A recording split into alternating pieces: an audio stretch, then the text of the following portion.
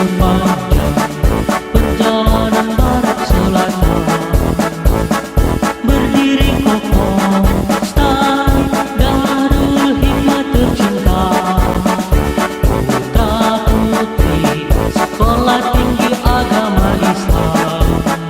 Kami menjunjung tinggi syariat Islam dan pedoman membangun negeri. Raihlah cita-citamu, tunjukkan alma matermu, ciptakan sumber daya manusia yang bermutu.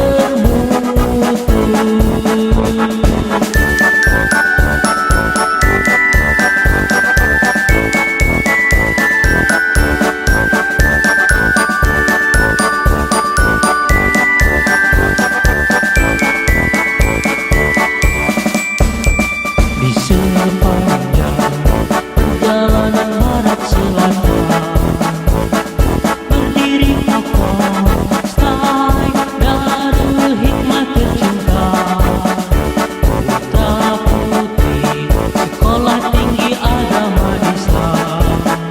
Kami menjunjung tinggi syariat Islam dan pedoman membangun negeri. Raihlah cita-citamu, tunjukkan alma matermu, pertahankan prestasimu untuk kesejahteraan